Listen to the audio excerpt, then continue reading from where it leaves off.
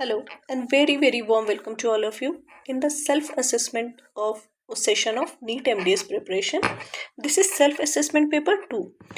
पहले self assessment paper में हम लोगों ने क्वेश्चन 1 to 10 किया था. हम लोग इस सीरीज में कर क्या रहे हैं? Self assessment. खुद को चेक कर रहे हैं हम कि हमारी लेवल ऑफ प्रिपरेशन क्या है, हमें अभी चीज़ें कितनी याद हैं, कितनी पता है और हमें उस अकॉर्डिंग कितना ज़्यादा प्रिपरेशन करना है, एज वेल एज हमें नीट एमडीएस के क्वेश्चन का पैटर्न और रियल एग्ज़ाम के क्वेश्चन का पैटर्न समझ में आए and level of toughness question की समझ में आए.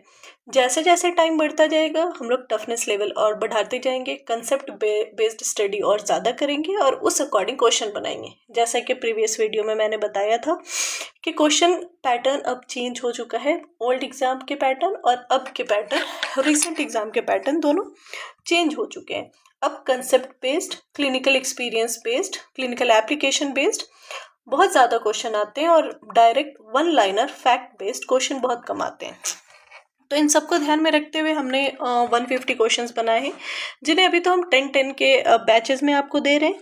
फिर हम लोग इसको 25 और 50 के बैच में आपको देना शुरू करेंगे. तो शुरू करते हैं हम लोग पार्ट 2 के लिए. क्वेश्चन नंबर 11, 1 to 10 पार्ट 1 में हो चुका है. Gold standard material for direct pulp capping is MTA.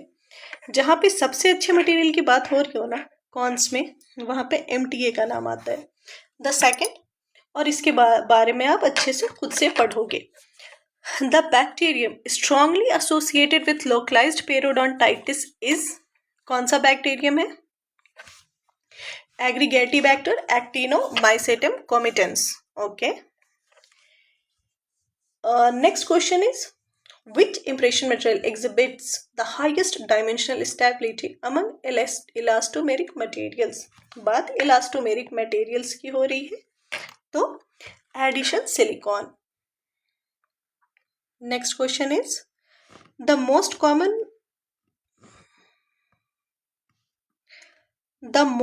common site of oral squamous cell carcinoma is, बहुत आसान क्वेश्चन है ये. Most common site of oral squamous cell carcinoma is buccal mucosa. Right answer is answer C, buccal mucosa. The next question is the nerve most commonly anesthetized during an IANB, inferior alveolar nerve block, is a branch of IANB. किस पहले तो आप ये सोचो कि IANB inferior alveolar nerve block किस jaw के लिए आप देते हो. ठीक है, क्या किस जॉ के टूथ को नम करने के लिए कहाँ पे आप ऑपरेटिंग फील्ड आपका अपर जॉ होता है या लोअर जॉ होता है. ठीक है, तो IANB कहाँ दे रहे हो आप? मैंडिबल में दे रहे हो, mandibular division of trigeminal nerve के लिए.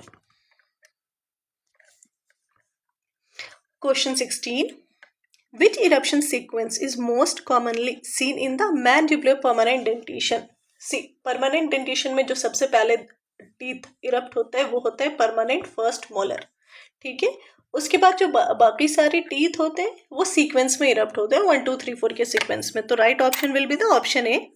ठीक है, और एज हमारे 6 ईयर्स से शुरू होते हैं, 7 8 9 10 10 12 इन सब रेंज में हमारा प्री मोलर्स कैनाइंस ये सब इरप्ट होने शुरू होते हैं. The next question is question 17 is the most common cause of failure following RCT is root canal treatment. जब किसी पेशेंट का रूट कैनाल ट्रीटमेंट हो तो सबसे कॉमन काउज क्या हो सकता है उस ट्रीटमेंट के फेलियर का? सी, क्लिनिकल एप्लीकेशन बेस्ड क्वेश्चन है ये. क्या होगा अगर कैनाल मिस हो जाता है? मिसिंग कैनाल की वजह से ट्रीटमेंट फेलियर जो होते हैं वो सबसे ज्यादा चांसेस उसके होते हैं. Option B, missed canal. Which lesion demonstrates a positive Nikolsky sign? ठीक है, तो ये 4 ऑप्शन है आपके पास. पॉजिटिव निकोल्स्की साइन इन चारों में से किन में दिखता है? पेम्फिगस वल्गैरिस में दिखता है. Question 19, which fluoride concentration in community water is considered optimal for prevention of dental caries under moderate climatic condition? तो क्या होता है, रेंज है 0.7 to 1 ppm. रिसेंटली जो रेंज दिया गया है वो 0.7 to 1 ppm दिया गया है. पहले के टेक्स्ट बुक्स में 1 ppm हुआ करता था. ठीक है, तो यहाँ पे आपको ऑप्शन है 0.7 to 1 ppm, तो आप वो बताओगे, अदरवाइज 1 ppm होता है ऑप्शन में, तो वो होगा।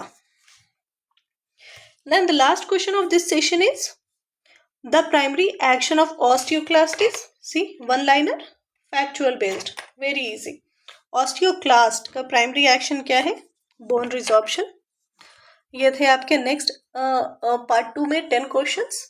मिलते हैं हम लोग पार्ट 3 में अगले 10 क्वेश्चंस के साथ, सेल्फ असेसमेंट के, जिसको बहुत केयरफुली बनाया गया है, PYQs को मद्देनजर में रखते हुए एग्जामिनर्स पॉइंट ऑफ व्यू से बनाने की कोशिश की गई है। लेवल ऑफ टफनेस, नीट के जो रिसेंट नीट एग्जाम हो रहा है उसके पैटर्न और उसके लेवल की टफनेस रखने की कोशिश की गई है। टफनेस बाद में और बढ़ाएंगे हम, अभी थोड़ा हमने मीडियम पे रखा है, सो डैट हमारा बेसिक नॉलेज जो है वो ब्रशअप हो सके, चेक हो सके, रिवाइज हो सके। ओके, थैंक यू, मिलते हैं नेक्स्ट पार्ट में।